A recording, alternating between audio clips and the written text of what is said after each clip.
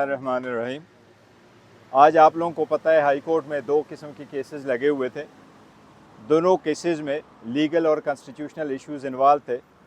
उसमें प्राइमरीली ये था कि फ़ेडरल गवर्नमेंट की किस एजेंसी के पास इख्तियारात है जो आम सिटीज़न की ऑडियो और वीडियो रिकॉर्डिंग करे या फिर उसको इस्तेमाल करे।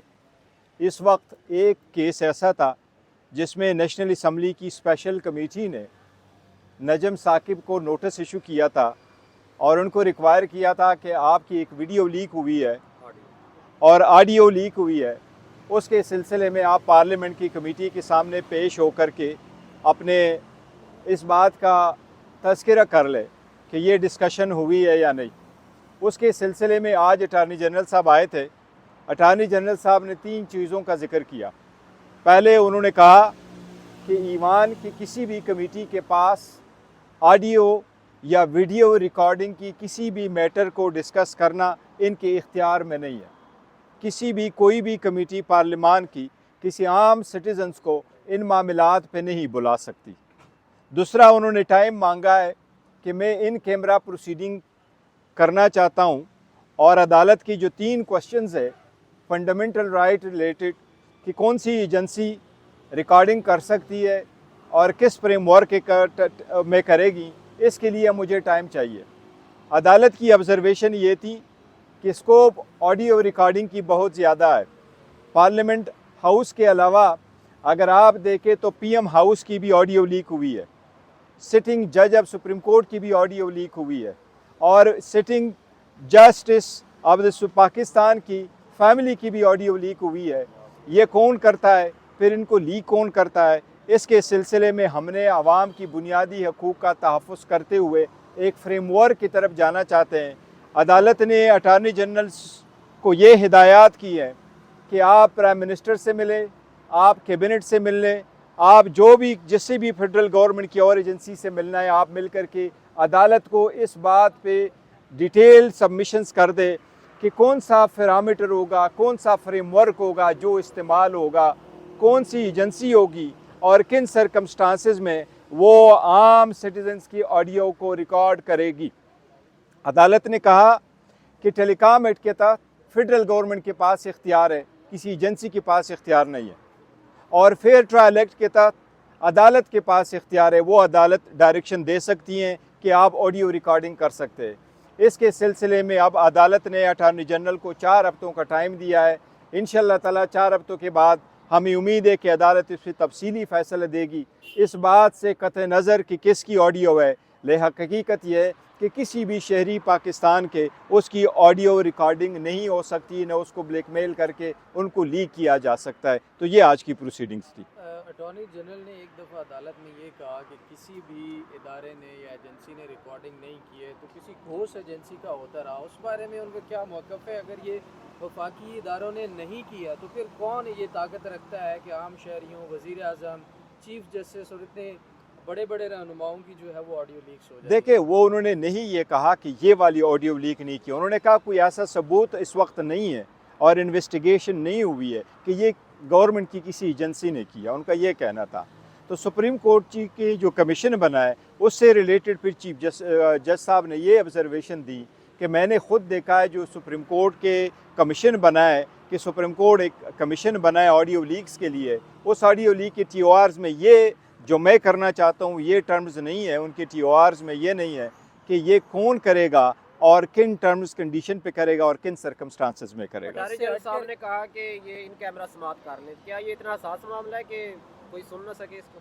देखिए, अदालत ने उनको ये कहा कि पहले आप अपनी सबमिशंस हमारे पास इन राइटिंग ले आएँ, उस सबमिशंस के बाद हम देख लेंगे, अगर ज़रूरत ही तो हम गैर ज़रूरी लोगों से अदालत को खाली करवा देंगे। तो देखो, अभी पता नहीं है किस किस्म की नोयत है, शायद कुछ ऐसे सेंसिटिव बात होगी, अदालत समझे कि प्राइवेसी वो करना है, लेकिन मेरा नहीं ख्याल कोई ऐसी बात है। कि जो भी ऑडियो लीक होती है उसमें हमेशा कोई गलत चीज़ ही होती है, कोई अच्छी चीज़ नहीं। जैसे साकिब निसार साहब के बेटे हैं, वो पैसों की बात कर रहे हैं कि टिकट मिलेगा, हमेशा जो है वो करप्शन की बात हो रही होती है ऑडियो में, कोई किसी को अच्छा मशवरा नहीं दे रहा होता। क्या वजह है? देखिए आप जी, इसमें इसी में ऐड कर लें, जैसे बाबर सत्तार साहब ने ये भी कहा कि जो ऑडियो लीक्स है वो अगर वफाकी इदारे नहीं कर रहे हैं तो उसके ऊपर तहकीकात क्यों कर रहे हैं? इसके पीछे आपकी पर्सनल राय क्या है? क्या एजेंडा हो सकता है इन ऑडियो लीक्स का? नहीं कि देखो ऑडियो लीक्स ये अच्छे काम के लिए हो रहे हैं, बुरे काम के लिए हो रहे हैं, लेकिन देखो ये कितने एक्सटेंसिवली हो रहे हैं और सारे मेंबरों के हो रहे हैं। ये सिर्फ ये नहीं है जो subject matter of the writ petition है, बल्कि इससे कहीं ज़्यादा है। किसी की भी ऑडियो लीक नहीं होता, चाहे वो अच्छे और बुरे हों, तो एक आईनी और कानूनी नुक्ता है जो इस वक्त है।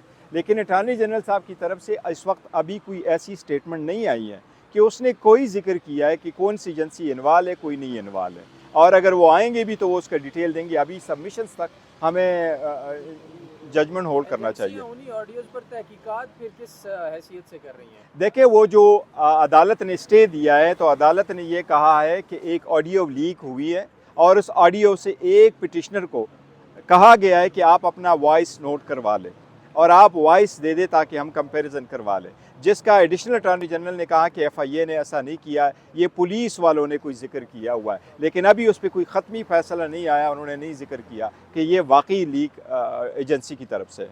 सर इमरान खान साहब वज़ीर आज़म थे, उनके अंडर सिविल एजेंसी आती है, उनकी बतौर वज़ीर आज़म ऑडियो लीक्स हुई, तो क्या वो इतने कमज़ोर वज़ीर आज़म थे कि उनके होते हुए ऑडियो लीक्स होती गई उनकी अपनी?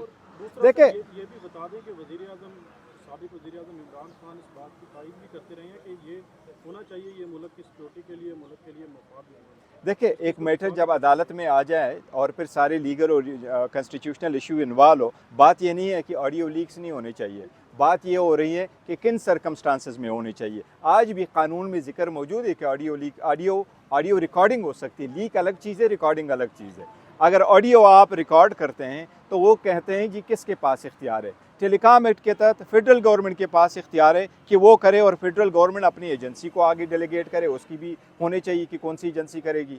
और अगर फेयर ट्रायल एक्ट में आप कहते हैं मैंने टेररिज्म को रोकना है, तो उसमें कोर्ट के पास इख्तियार है, आप जाएँ और कोर्ट से डायरेक्शन लें। तो ऑडियो रिकॉर्ड करना एक बात है और ऑडियो लीक करना एक अलग बात है। सर मैंने जो सवाल किया, बाहर आ रहे हैं सर, ऑडियो लीक्स तो हो गए, इमरान खान साहब कब बाहर आ रहे हैं? इस वक्त जो सर्कमस्टांसेस है बड़े टफ है, आवाम को भी वो करना होगा, स्ट्रगल करना होगा, और मेरा ख्याल है इंशाल्लाह ताला सुप्रीम कोर्ट जाएंगे। हमें सुप्रीम कोर्ट से उम्मीद तो बहुत ज़्यादा है, इंशाल्लाह ताला हमें बेल मिलेगी हर सूरत। सुप्रीम कोर्ट के पास जब 3 जज बैठे होंगे, इंशाल्लाह ताला सर्कमस्टांसेस बिल्कुल डिफरेंट होंगे। इलेक्शन कमीशन में पेश भी होते रहे हैं, बताया जा रहा है कि 28 जनवरी की तारीख देने जा रहे हैं इलेक्शन कमीशन, तो इस हवाले से क्या आपका मौक़िफ़ है कि इस चीज़ को आप एक्सेप्ट करेंगे या नहीं, या फिर इसको? देखो PTI ने तो पहले से मौके पे कि विद इन टाइम होने चाहिए और 90 डेज़ में होने चाहिए। हमने पहले पिटीशन फाइल की, अभी पिटीशन सुप्रीम कोर्ट के पेंडिंग है, और सुप्रीम कोर्ट में जो पिटीशन है उसमें परसों की डेट है, 2 तारीख उसमें फ़िक्स हुई है सुप्रीम कोर्ट ने, और 2 तारीख में सुप्रीम कोर्ट के जो ऑब्जर्वेशन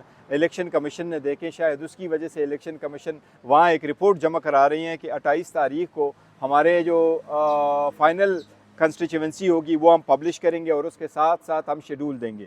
अब चूँकि लेट तो हो गया, लेकिन अगर जनवरी का भी शेड्यूल आ जाता है तो बेहतर है, लेकिन ये ज़रूर शेड्यूल ऐसा हो कि सुप्रीम कोर्ट की ऑर्डर में वो शेड्यूल इटसेल्फ रीप्रोड्यूस हो, ताकि वो subject to all just legal exception वो ऑन टाइम हो जाए, तो ये ज़रूरी है। सर आपने बहुत सारी खुशखबरियाँ सुनाई कि इमरान खान साहब बाहर आ जाएंगे, कल आ जाएंगे, अगले हफ्ते परसों। इलेक्शन से पहले खान साहब बाहर आ जाएंगे? इंशाल्लाह ताला आ जाएंगे। ये लोग कोशिश तो नहीं कर रहे हैं, लेकिन अदलिया का टेस्ट है, चीफ जस्टिस का टेस्ट है। चीफ जस्टिस ने देखना है कि एक बंदे को किसी ऐसे जुर्म में आप बेल रिफ्यूज़ कर सकते। 15 अगस्त से वो जिस जुर्म में नाकर्दा में बैठे हुए हैं, क्या समझो अगर ये एलिगेशंस भी है, क्या ऐसे केस में आप बेल रिफ्यूज़ करेंगे?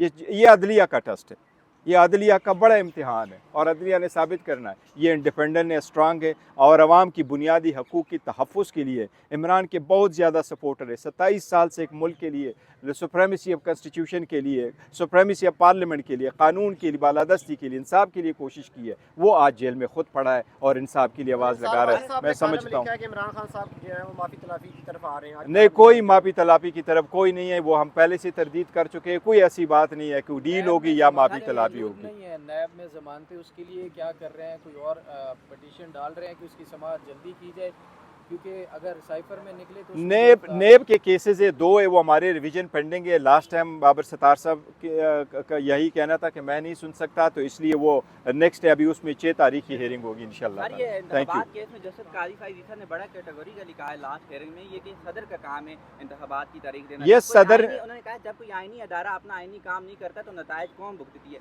तो ये सदर साहब क्यों नहीं दे रहे तारीख? देखो सदर साहब ने एक तारीख पहले दे दी थी, उस पर अमल दरामद नहीं हुआ। इस मरतबा सदर साहब को, यस, इस मरतबा सदर साहब ने तारीख नहीं दी, फॉर वट एवर रीज़न नहीं दी, लेकिन वो मैटर चला गया, इसका मतलब ये हरगिज़ नहीं है कि अगर सदर इंतखाबात की तारीख नहीं देता तो इलेक्शन कमीशन न कराए। जितना सदर की जिम्मेदारी इतनी इलेक्शन कमीशन की भी जिम्मेदारी है। Thank you sir. Thank you sir. Thank